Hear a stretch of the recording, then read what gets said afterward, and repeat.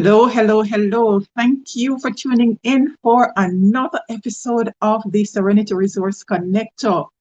Episode 51 to be exact. We are in episode 50, that is. We're in week 51, but episode 50 of the Serenity Resource Connector. And it is the season finale of the local governance and community development series. Thank you for sticking with us. We started this journey on local governance and community development from April of 2022, looking at giving our citizens a better understanding of what the Clarendon Municipal Corporation, and by extension, the municipal corporations across the island, does in terms of the services they provide, how you access those services, what it is that they have been doing, how it is that you can help to improve what they have been doing. And I trust that you have been catching up on the journey. If not, the holidays are coming up. The playlist is there, so you can go and you can tune in and listen to all the different areas that we have been covering. So on this final episode, we are going to be looking at the Clarendon Local Sustainable Development Plan. So let me welcome you all. For those who are joining us for the first time, whether live or you're watching the replay, it is a pleasure to have you here. Happy holidays. I trust that you are feeling the holiday spirit.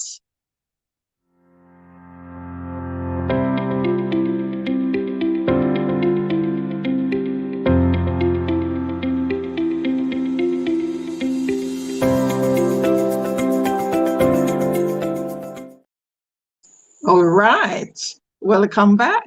All right, so in the comments, if you can place a 1 if you have heard about the Clarendon Local Sustainable Development Plan before.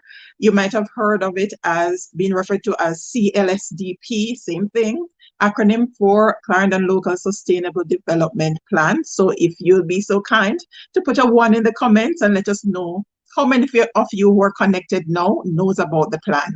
As we get into the discussion, we have quite a bit to share with you. And joining me to do that is none other than the corporate planner for the municipal corporation, in the person of, let me get her on, Melbourine McPherson.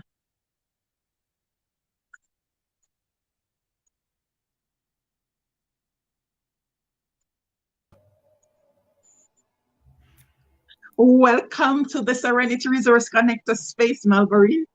Thank you so very much for having me, Mrs. Witter. All right. You're sounding a little low. I am. Am I any better now? A little better. All right. Hi, Sisona. It's great to have you joining us. Trina knows about the plan. Awesome. All right. Let us know if you're hearing us clearly on the other end, that we don't want you to miss anything. All right. Sisona, let us know if you're hearing us clearly.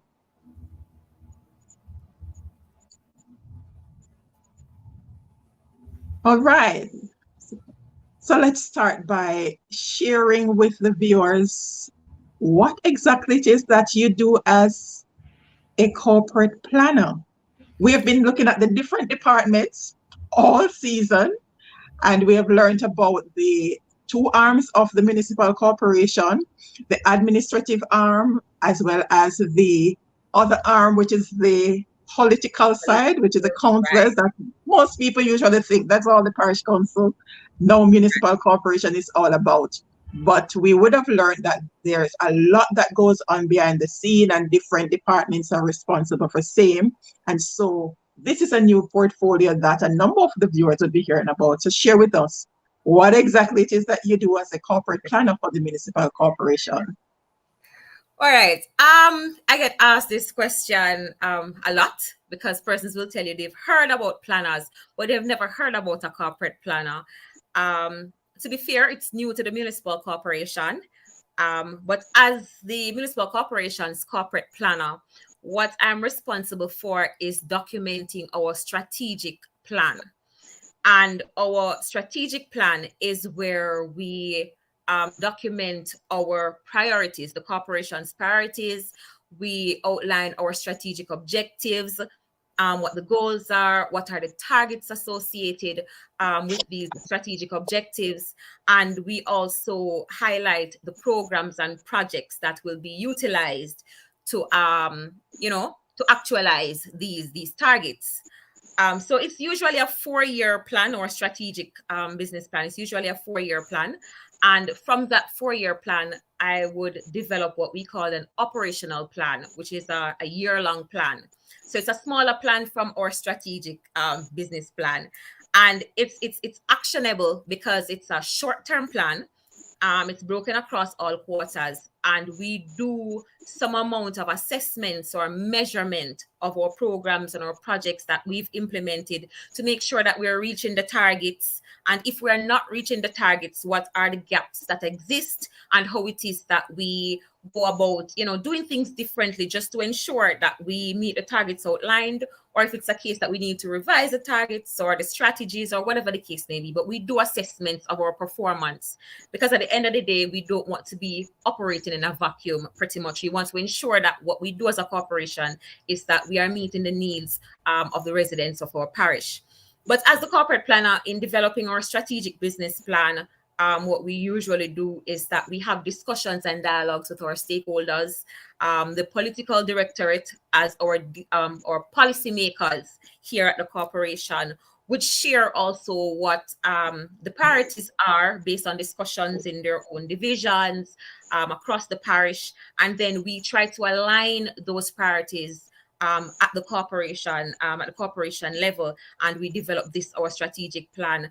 But our strategic plan is not developed by ourselves. As I said earlier, we have to have discussions and dialogues and engagements with stakeholders. And that is my role as corporate planner, just to ensure that we have these stakeholder engagements and we develop our strategic plan, but not just develop the plan, but ensure that we do measurement and assessments to make sure that we don't just have a plan, but we're actually doing some work. So that's pretty much the role of the corporate planner.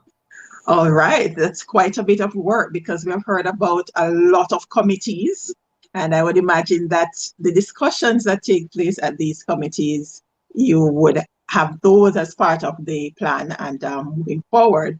And so that takes us nicely into the Clarendon Local Sustainable Development Plan. Right. Why the need for a local sustainable development plan? It is, I think the parish, we realized that as a parish, we needed a direction. We needed a sense of direction. And when I say we need a sense of direction, is that we needed a coordinated approach to development in our parish. And so our local sustainable development plan is that coordinated approach. So what happens with our local sustainable development plan is that we have gone ahead to put together a number of plans that would have already been developed for the parish. Persons will say, persons have always been planning. We've been developing a lot of plans, but nothing is happening, or persons are just doing their own thing. That is the need for a local sustainable development plan. We want to ensure that when we step out as a parish, we are stepping out together with one voice. And this is what our local sustainable development plan offers. It offers all agencies, all entities putting their plans together and making sure that we step out as one, as a parish. Indeed, which means that that's been a process which started how many years ago? A lot. What happened is that in about give us a little background on how the process actually got started, and right. who are the partners and stakeholders involved in the process. All right, so it started way before myself, but I think it was about in 2005. I think it was the parish council at the time, that's what we were called, developed a proposal to do a local sustainable development plan. And that was developed in partnership with the Social Development Commission, the SDC, and the Clarendon Parish Development Committee Benevolent Society, which we know as the PDC. PDC. So yes, in 2005, they developed that concept, that proposal, where we knew we needed a local sustainable development plan for the reasons that I stated earlier. I think it was in 2009, 2010, round about that time, probably for a year. We also did some visioning symposiums where, whilst we developed the proposal, we wanted to make sure that what we are willing to undertake has the concerns, the views, the inputs of the residents of Clarendon. And so we went out to do some visioning symposiums across the parish, where residents gave us a sense of where they thought Clarendon ought to be in probably about 20 years, what their visions were for Clarendon pretty much for 20 years. And we had that information in-house. We have been, well, not we, because I wasn't around at the time, but the team, the municipal, the parish council, along with the key partners, the PDC and the SDC, had that information in-house and have been sorting some amount of funding to put our local sustainable plan together. And I believe it was in 2013 that we were able to secure funding from the Sugar Transformation Unit. It was at the time through the Ministry of Agriculture, and funding came from the European Union. So in 2013, we finally got some amount of funds to start our local sustainable development plan. And, we dived right in to put that secretariat together. This is where I actually came in, because I was a project manager for the local sustainable development plan at the time. We also had our long-range planner, Mr. Orion Stewart, who is responsible for writing this beautiful document that we will get into. And we also had an administrator, Ms. Chanel Rodriguez. So it was really a three-person secretariat with the support of the PDC, because that's where we were located whilst we completed our local sustainable development plan. And so we actually started the writing process in 2014. So let me see. So in 2005, we started the proposal. In 2009, we started some symposiums, and then we landed funding in 2013 and started the writing in 2014. How many years is that? My maths is not so at, but it's been a long way coming. It has been a very long process. A very long process, but worthwhile process. It's been a worthwhile process. But that's how we came about. So we actually started some work in 2014 when we had that secretariat in place. And we have been going across the parish since then to do some amount of stakeholder engagement and, collaboration with a number of other partners being a part of that process. So that's how we started out with our local sustainable development plan.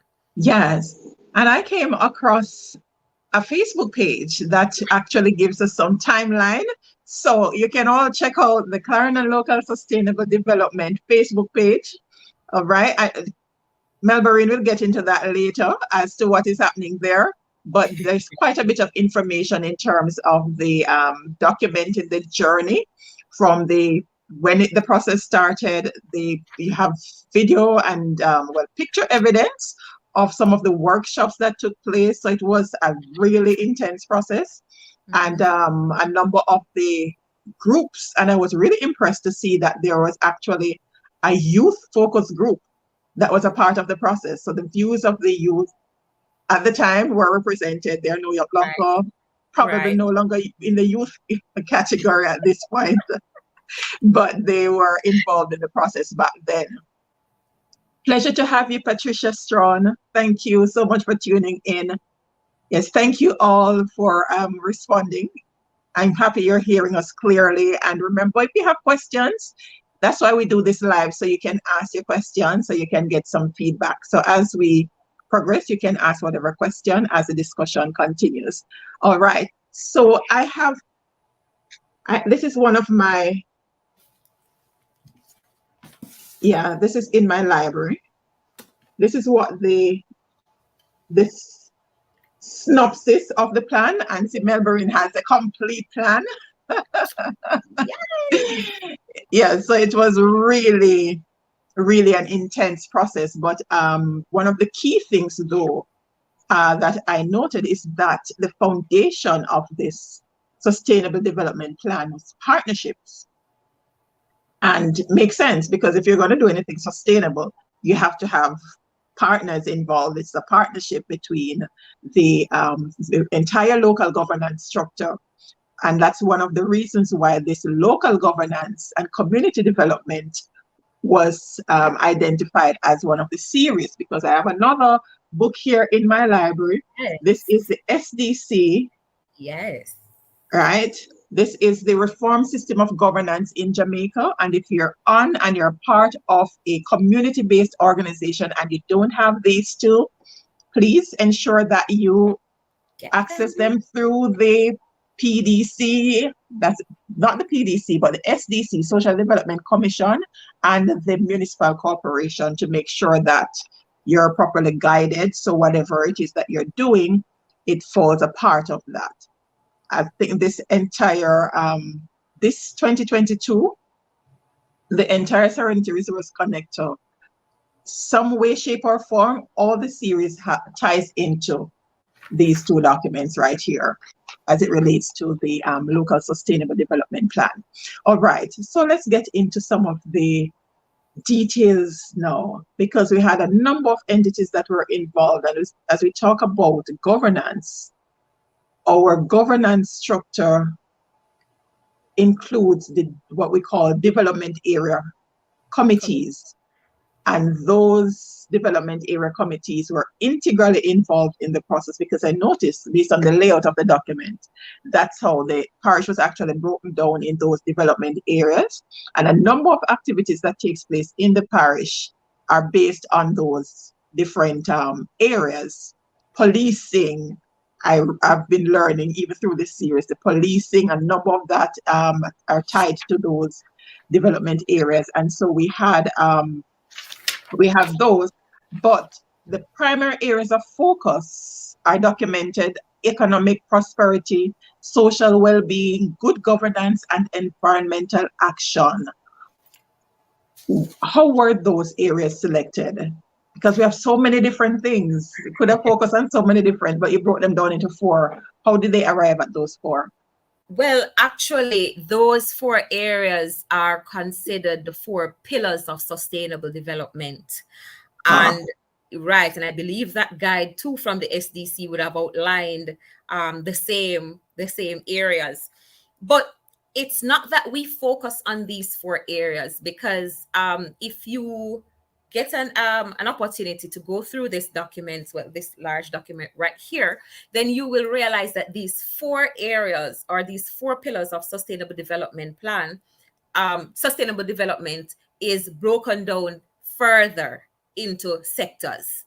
And so this is why we have a 600 plus page document. Because when you look at, say, for instance, environmental action, that is broken down into the natural environment and the built environment. And so it is further broken down to have the discussions and to outline the strategic objectives. Those are further broken down into sectors to include the transportation sector, disaster management and mitigation. It looks at the energy sector, it looks at water sector. And so these broad pillars are broken down. When you go further and you look at the social well-being component of our local sustainable development plan, you will see that in this area, we have discussions on the use of community centers. It speaks about the education sector. It speaks to health. It speaks to safety and security. So it's a wide range of sectors that actually filter into these pillars of development. Also, we have the chapter that speaks about good governance. Let me make sure. So it's good governance. And under good governance, as you said earlier, it makes mention of law and order, citizen engagement, and participation. And it speaks about our development area committees and other CBOs within the parish, and how it is that the structure, the governance structure, what the governance structure is like in our parish, how they're expected to operate for efficiency and effectiveness, effective governance, local governance in parish. So the local sustainable development plan really captures every single component of our lives here in Clarendon. And that is why, as I said, we have a 600 plus page document, because for each component in our local sustainable development plan, we have outlined what are the issues that would have come up in these areas, and what are the strategic objectives that are to be implemented, the programs, the projects to be implemented to ensure that we fill the gaps that exist. But you spoke earlier about why it is that we focused on these four areas. Whilst these are the four pillars of development, this process is one which is completely dependent on stakeholder engagement and participation.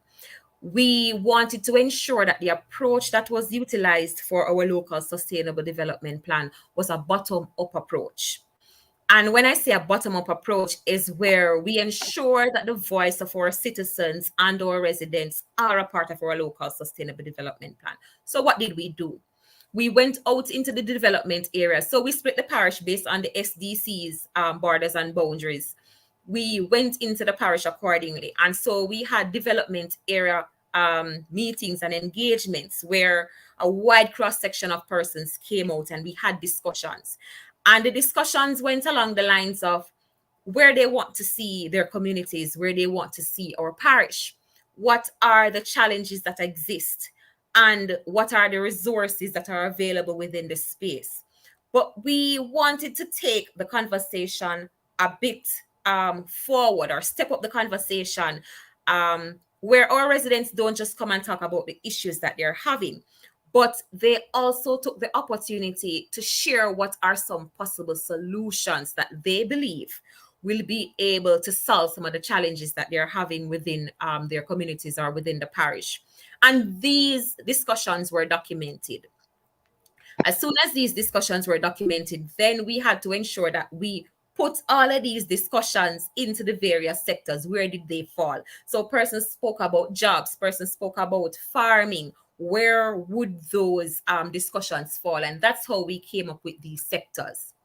As soon as we came up with the sectors, we moved into what we called sector meetings, or technical group meetings, where we brought the discussions of our communities up to the ministries, the agencies who had responsibilities for these particular sectors.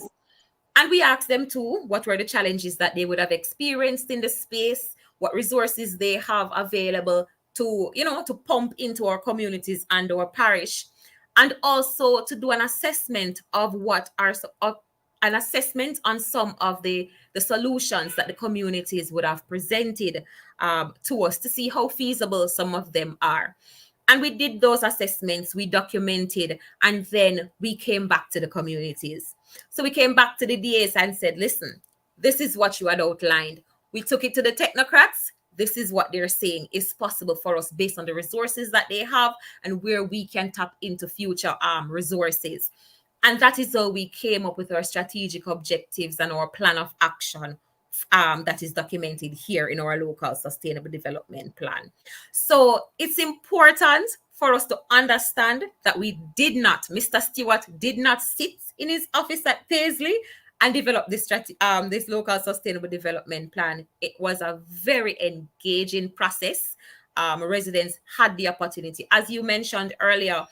We had a conference, and so our youth and our children were given an opportunity to participate in this discussion, participate to let us know in 25 years what they wanted to see Clarendon looking like.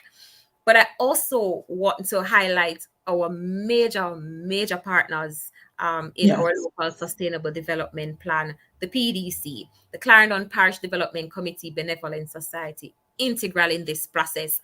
Not only did they house us or house our unit, but we received stellar guidance from the team at the PDC. from guiding writing to, tapping into a number of agencies, a number of circles that could assist us or better assist us with information. The Social Development Commission assisted us with mobilization, because that is the heart of the SDC. So they assisted us in reaching out to the communities, getting that engagement done. Funding came, as I said, from the Sugar Transformation Unit through the Ministry of Agriculture, but we also secured funding from the National Housing Trust. They also came on and offered some funding, because, to be truthful, this process took some money. It took some funding, because it was a long process. It was a lot of engagement that we needed to get done.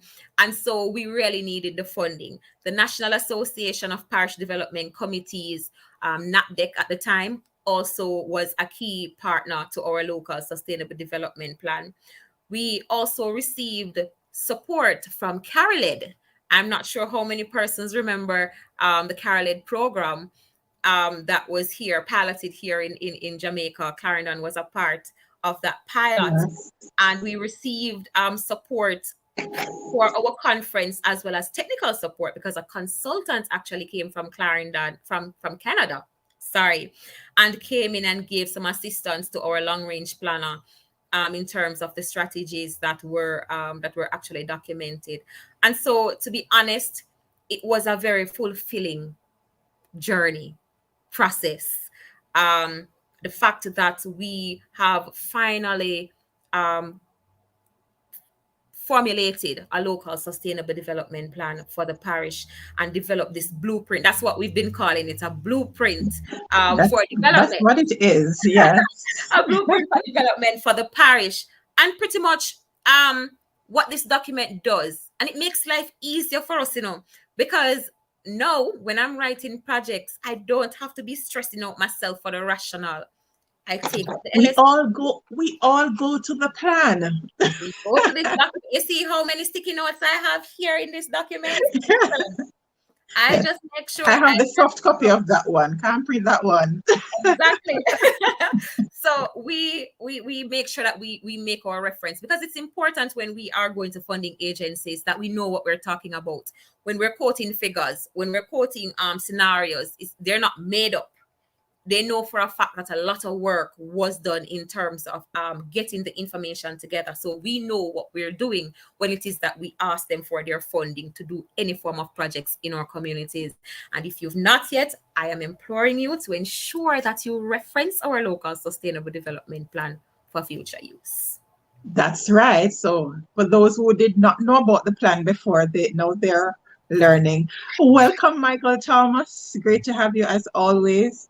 All right, Sona is asking, what are some of the challenges, or what were some of the challenges faced when you try to implement these proposals? Challenges were many. I think I think the major challenge that we had really was initially it was funding. Initially it was trying to secure funding, because it took a lot. I think our initial funding amount came to $20 million from the STU, and that wasn't sufficient. The municipal corporation had to pump in over $13 million in that process as well, and then the NHT came in and pumped in, I think it was another $12 million. So funding, in truth and in fact, was one of the challenges that we had. But whilst we secured some amount of funding and technical assistance, then buy-in was also critical. It was a challenge because, as I said earlier, a number of entities, a number of persons have always been putting plans together. So when you go into the communities to say, well, we are putting our local sustainable development plan together, persons are going to say, listen, another plan, they can't take another plan. Because all they're going to tell you is that you keep writing plans, and nothing is happening. And so it was hard for us to try and convince people that this local sustainable development plan is critical. It is actually critical, and it's not just another plan that will be written, but this is the core plan that will actually be implemented. It will never be shelved unless we're storing it for future use. But it's one that will be implemented, because based on the approach of our local sustainable development plan or the nature of our local sustainable development plan, it's not to be implemented solely by the municipal corporation, but all entities with stake in our parish has a role to play in implementing our local sustainable development plan. So the buy-in was a challenge initially. And I believe going into the communities, this was another component, going to the communities and implementing smaller projects. I think at the time we called them EATs, easily achievable tasks at the time. Going into the communities and getting community members to be willing to participate in a number of activities that you're having that can be tedious as well, and it really was a challenge for us. We also had some amount of challenge as it relates to getting information from other entities, stakeholders, groupings, to filter into our document. Those were some of our major challenges, but alas, we triumphed. That's right. That's right. Because but what were some of the strategies that you used? Because as I it said had to be earlier, different from what happened before. To be honest, our strategies were many. As the Top two. secretariat, we would usually be the forerunners for our local sustainable development plan.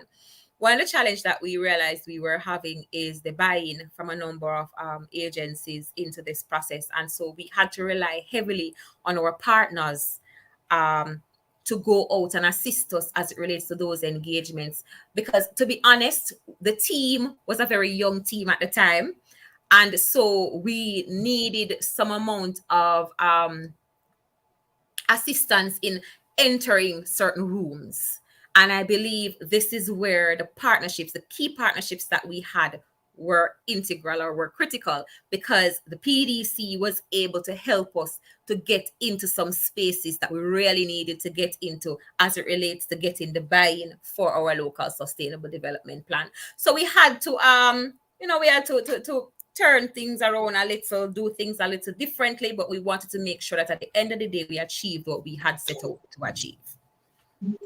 And it's awesome that you mentioned that, because a number of entities seeking to get in the parish even now, and I usually advise them accordingly, that it's a parish and there are different structures. You have the governance structure in the parish, and sometimes we don't get to a certain point and it seems like you're going around in circles because you're knocking on the wrong door.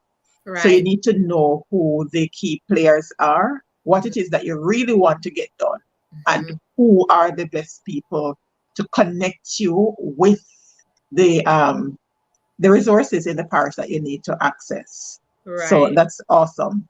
Community development practitioners, please pay attention, because development takes a lot longer, right, when you don't go through the right channel, because you might make 4 steps forward and maybe 6 backwards, because you which is in essence what you're saying, because you had to go back and connect with the PDC, because the for those who might not be aware, the PDC, or the Parish Development Committee, is the entity that actually oversees what happens in the development area committees.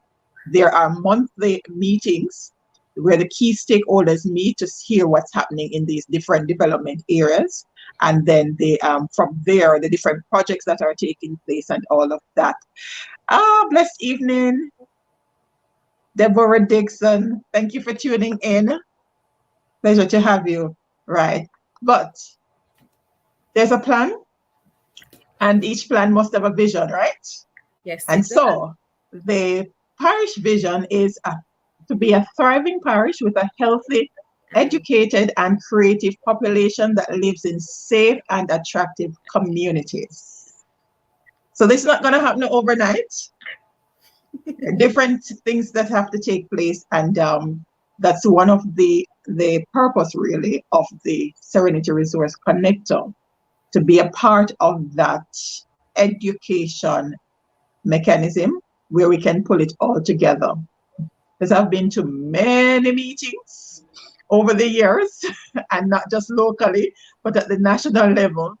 But there is usually a gap between what takes place in these different meeting rooms and what gets to the citizens. So we want to make sure that we take care of that. The education part is where the Serenity Resource Connector comes in. And so we want to empower you. So, and creative population, we have to find creative means to make it happen, right? All right. And we encourage also our citizens to unleash or unearth their creativity, because that's important. We don't want us to be thinking in a box that things are done one way. But we know we are talented people. It's just that we should take the opportunities to to unearth these things within us. And I think that is where we are looking to get with our vision. Yes, and this is where the Culture Corner comes in. So if you missed it, the Culture Corner, the final episode was the first Thursday of this month. We had an entire year. I think we started in February, Culture Corner, and the partnership continues because that's the entity that's responsible for this unearthing and the development of the talents in this space. So it all comes together, and we talked about governance and security being an integral part of that governance framework. That's where the community safety and security series comes in. Final episode was on the second Thursday of this month. So if you missed it, you want to go back and check those out. A lot of information as to how the police are serving us, the different entities that they connect with, and all of that. And we're talking about education. And the foundation is early childhood, and we just wrapped the year of early childhood education. Third Thursday, that was last week Thursday. Entire series, the playlists are there that you can go back and become more aware of what's happening in those different areas. All right. So the vision must have some different elements to it. We have a plan, and you talked about the objectives earlier. And so to date, what are some of the highlights, the programs that have been implemented since the inception of the plan? Were there I think there were some pilot projects. Tell us about those pilot projects and where they are now. All right. So whilst we were doing the document, what we wanted to ensure that we have going is that we had a component of the plan where it was actually actionable. And so persons didn't think that we were merely writing another plan, but we wanted them to realize that we really meant what we say when we said that this plan you will see actions. And so whilst we were writing the document, we went into the development areas and implemented some easily achievable tasks. EATs, that's what we termed them. These are some short-term projects that could get our DAs going whilst we are writing the document. And so let me pull up my list. In the Spalding development area, we had what we called it was an apiculture project that is called Visionary Bee. And I'm pretty sure that a number of persons know about Visionary Bee. Still going strong. Still going strong. When we started out, I believe we had about 12 young persons who were part of that project. They received training as it relates to apiculture, and they were given boxes with hives, and they have been doing well, to be honest. They have matured from what was given to them initially into a number of areas. At one point, we realized they had this glass thing. I don't know how to describe it, but it's a way when we had like expositions and expos around the parish, and they wanted to come and showcase, you couldn't bring the actual hives with you, and so they had this glass where you could actually see what was done in the hives, but they were able to take it around with them. And I think that was brilliant. So that was for Spalding. In the Milk River Development area, we implemented a literacy and skills training program, and this was done in Sedgepan, where we donated a number of computers and desks in that area. Because what we realized is that the greatest need in that development area at the time was assistance with literacy and skills training. And so we pumped some amount of funds into that area as it relates to skills training and literacy. And the 4-H was also a partner in that program as it relates to coming in and actually offering some amount of training to the community members who were a part of that program. Now, the Kelly's development area, a more farming community or a more farming area, they ventured into ginger production. And so they leased a plot of land, and a number of young people were were engaged in that ginger farming and production project. And that's what they went into for Kelly's at the time. Ginger was in demand. And so it was really good that they were able to work together as a team, on this very small project, just to ensure that they got somewhere and to be able to expand and bring other persons on board. So that was critical, and that was good for the Kellits area. Now, the Frankfield development area, we had the rehabilitation of a multi-purpose facility. So it was a court, you had netball, basketball. That facility needed to be rehabilitated, and that was done through our local sustainable development plan. The Lioneltown development area rolled out its agriculture diversity initiative. That's what it was called. What actually happened was that they ventured into rabbit rearing, but it was rabbits. They raised, right. So they bought their rabbits, they raised, they hatched, or the born, I don't know the term. But as soon as that is done, though, what they would do is that they would have given a pair to another community member, and then when they received rabbits, then they would have then given another pair. So it was a revolving system that was in the Lioneltown area with their rabbits. And for the the Mapen development area, we did a renovation of the Little Angels Basic School, and this was in Tollgate. They were in need of a number of things for their school: doors, roofing, electricity, benches. And so we offered, we were able to go in and offer that funding for that basic school. But what is important is that I don't want viewers to leave here thinking that the secretariat or the parish council went into the DAs and implemented projects that they thought were projects needed. What happened is that the DAs were engaged. They were asked to develop a project based on the consultation that was done initially, where they would have highlighted a number of issues and possible solutions. And so they developed their projects based on the information that was given.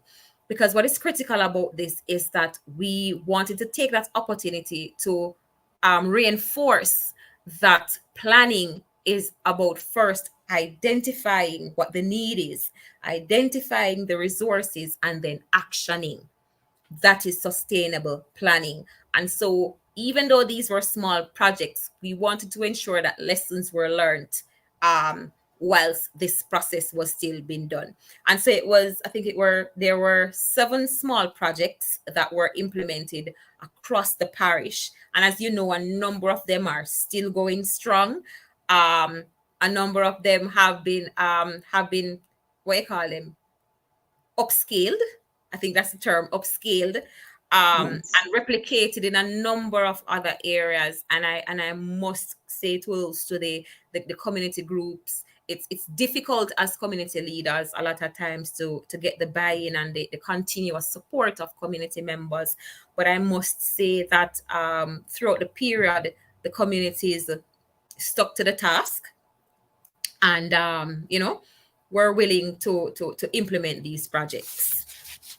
Yes, and it's difficult to get buy-in, that we acknowledge. But here is the thing, for the community members who are not a part of the process, you're missing out on an awesome opportunity to actually develop your space, because Melbourne and I and a number of others would have sat on the committee that deals with looking at the project proposals from the different community groups. Right. And each year, they're funding available to do different projects in communities. And sometimes we don't have enough applications, right?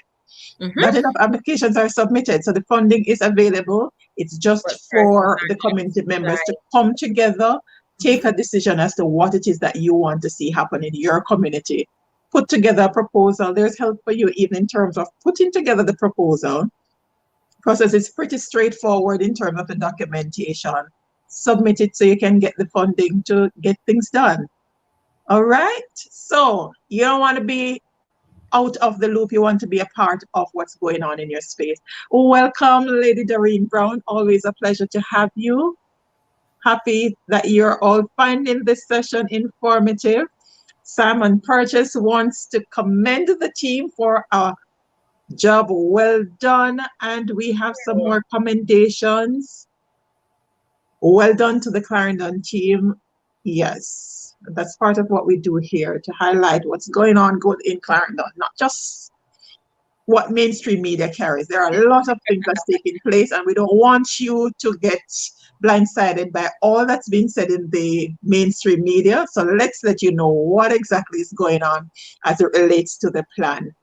Any other programs, Melbourne, that we want to highlight?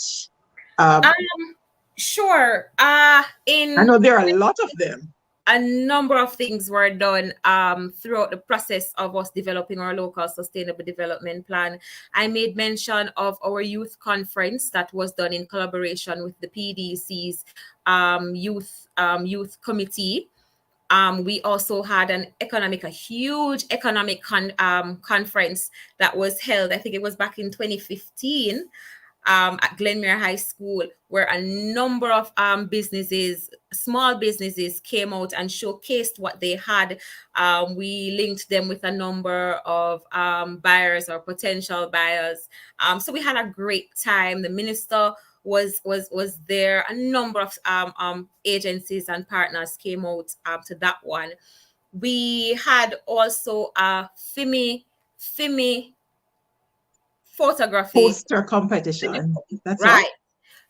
Right. It's a photography competition. Let me ensure that I get the name properly. You know, I think it's photography competition. Yes. That's what happened.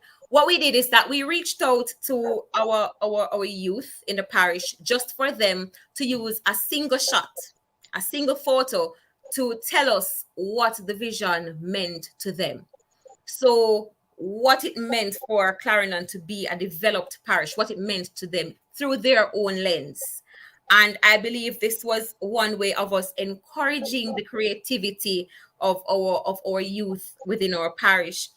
We got a number of entries, and we had a small team put together to go through from a number of the visual arts teachers and the experts in the parish to go through and to select our winners.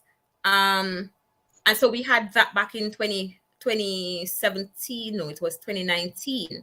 We had the launch of our local sustainable development plan. We started out in 2014. We had our official launch in February 2017. So that was 3 long years later that we finally launched our local sustainable development plan. But since then, we have also funded a number of initiatives with the Social Development Commission. We funded a quiz competition that they had, where a number of questions were asked of community members. So CDCs made up the teams, and so they were asked a number of questions, and we funded a section of that. The prizes that were received went into the actual implementation of a small projects within their spaces as well. And so most of what the local sustainable development planning team has done over the years is to make sure that persons saw us actioning and not just saw us writing. And so all our highlights were geared at ensuring that we had projects implemented throughout the year. As I said, we have had a number of sector meetings. I think those were critical to our process. The engagements of our residents, those were also critical, because without that, the residents would not feel a part of the process. And so I believe that was one of our greatest achievements in the local sustainable development plan, when persons could identify with our plan, and not just our residents, but other entities could identify with the plan, because when they go through, they see actions from their own operational plans within their organizations coming out into our local sustainable development plan. So those are some of the major things that we have done as a local sustainable development plan over the period. All right. Michael Thomas has a suggestion to have more direct contact with the DAC executive when implementing projects in the zones, so as to have more hands on deck. Okay. All right. Noted, Sir Thomas. And there's another question here. We'll take your question in a little while. Mm-hmm. Thoughtful one. This handle. You're still keeping that handle. I remember this handle. All right. I remember it. All right. So those are the highlights to date. But what lies ahead? What's on the horizon for 2023 as it relates to the CLSDP? All right. So, like any plan, after a point, you must revise your document. We are not in the business of creating a document and leaving it, but we want to ensure that our document reflects what is happening. It reflects the reality. And so for 2023, we will be in revision mode. What we want to do is that we probably about, I think it's February, the timeline is February to March of 2023. We want to start with some sector meetings where we will start getting updates on the various sectors. So what it is that we have achieved to date in these particular sectors, and how the dynamics have changed from 2014 to date. And if it's a case where we need to remove something, add something, do create a different approach, but it's pretty much revision for 2023 and updating our local sustainable development plan. Because if I'm encouraging persons, and Mrs. Witter is encouraging you to utilize the local sustainable development plan, It needs to be updated, right? Sure, that we have an updated plan. And so that is the focus for 2023. We will be coming back into the development areas, meeting back with our residents for 2023. We have on board, though, for a component of our document to be revised, we have the funding support from the UNDP, my apologies, the UNDP, through its Spotlight initiative. So they're looking to assist us with the social well-being component, where they want us to ensure that we capture some amount of information and strategies as it relates to gender-based violence against women and girls. It is important that we have a holistic document that covers every single thing that affects us as Clarendonians. And so these are some of the things that we'll be looking at for 2023. So as I said, we will be rolling out our sector meetings in February to March of next year. And as soon as we are probably about halfway through that, we will be coming back into the communities to be having some discussions about what it is that they have done so far. The second component of our document is divided into development area plans. And so we want to know how many of those plans have actually been implemented, how many of them needs to remain, and how many of them we probably have to do away with, given the reality of where we are now. But as I said, 2023, full force ahead as it relates to the revision and updating of our plan. We will be engaging persons more. We'll be rolling out our, what we call it, a communication campaign, just to make sure that we ramp up some amount of knowledge as it relates to the local sustainable development plan. We know for a fact that a number of persons still say to us that they didn't know we have a local sustainable development plan. I can't believe. But with that said, we cannot ignore, as a local authority, we must ensure that we listen to the voice of our people and we act accordingly. And so we are rolling out our public education campaign for a local sustainable development plan for 2023. All right. Awesome. So there's a lot more as it relates to the local sustainable development plan, which we'll not be able to cover now, but as Melbourne said, we'll be doing a lot more in terms of communication for 2023. That's going to be one of the primary focus as the revision takes place, so that you are more aware of what's happening in your neck of the woods. And interestingly, there are others outside of Clarendon who knows about the plan and are quite interested in the plan, because very few parishes really have a parish plan. So Right. that is something that Clarendon has as a big positive. Right? I always say that. I always say Clarendon, despite what is being circulated, Clarendon is really a forerunner as it relates to development, and having firsts. So we have a local sustainable development plan. We have entities that actually have strategic plans. There are a number of things, citizens charters, there are a number of things that Clarendon has going that a number of parishes does not have. Parish Development Committee. And very active. Yes, Clarendon is the most active. The interagency network. Exactly. And so yes, I want to take this opportunity to encourage the citizens of the parish to support these networks in whichever way that you possibly can, whether it is sharing something that you're being asked to share with your own network, commenting, giving us feedback on anything that we request your feedback on, or just participating in activities that we have going. And as I said, we have these number of activities to roll out in the communities. Participate, come in and have discussions with us. It's very critical and it's very useful. All right. Your team members reminding you to share the handles. You all can share them in the comments, and we'll. Yes. All right. But let's take this question. It's not related to the plan specifically, but it's a municipal corporation's question. Will you guys take up the big stones from off the streets to sustain peace and safety for the municipal officers? All right. As it relates to safety of our municipal officers, it's not just the issue of big stones that are on our streets, but what we need to understand is that when we see what happened to our enforcement officer, we realize, and I think that we need to take it a little bit more seriously and understand that this is an attack on state.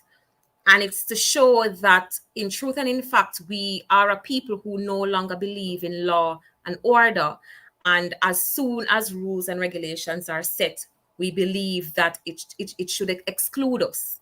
And I think it is important, firstly, for us as citizens to understand that it is important for us to have rules and regulations. Because without us thinking that we're trying to stop the poor man's food, we need to understand too that there are a number of other persons who are affected by illegal vending in certain spaces in our parish. We're thinking about congestion. We're thinking about loss of sale for a number of businesses that are blocked by vendors. But to be honest, we have engaged in sweeping across the township. We try our very best to keep our town safe for not just our municipal officers, but the users of our parish. But we can't do this alone, to be honest. We need the assistance of all citizens, all users of the township should come on board. And it's just to even share some information to say, listen, to condone what even happened to our enforcement officer, to say that is wrong, not to laugh about it, not to smirk about it, to make persons think that this is acceptable in our society, because it's not. It's an attack on state. And when we get to this point, we realize that something is wrong. But just to answer that question, we have been trying as best as possible to keep our streets safe. And as I said, not just for our municipal officers, but for all users of the parish. Okay.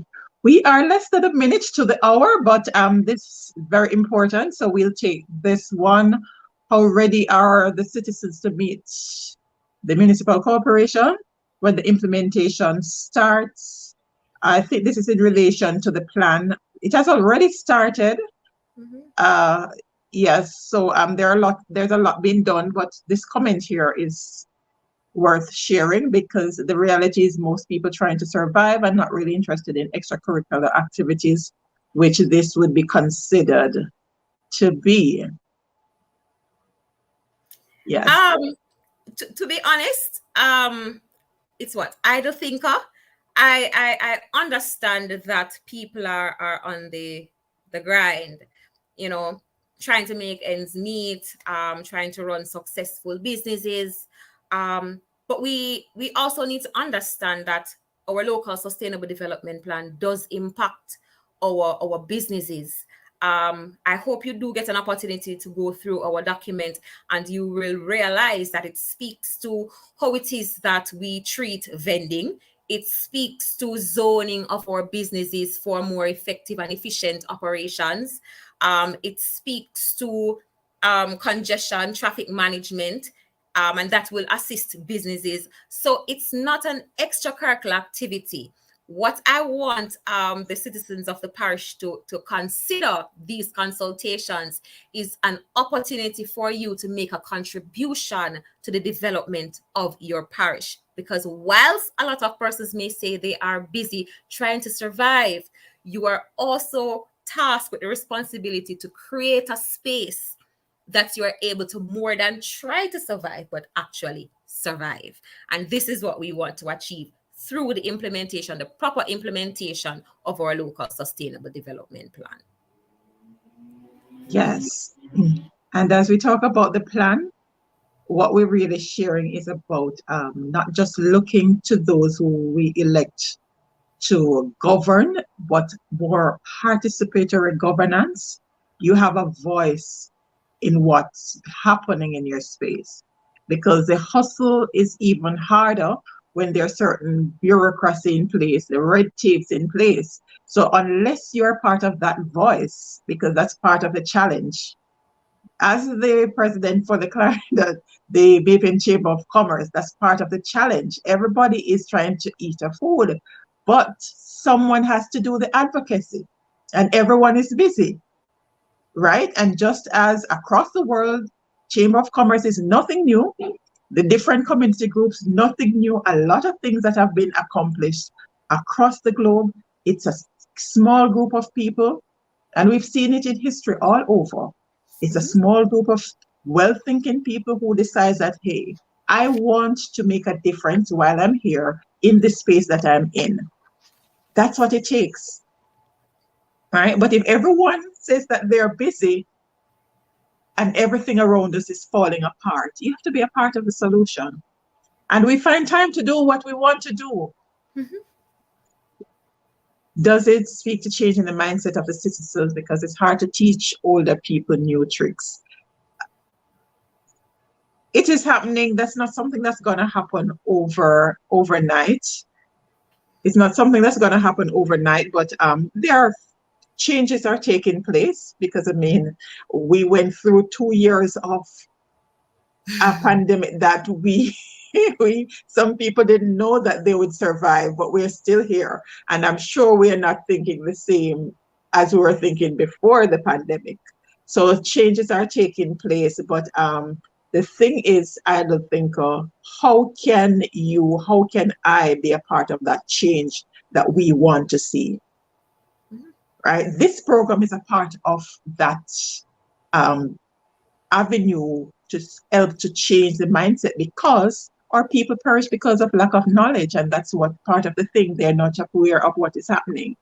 And so we're seeking to ensure that you are educated so that we can write.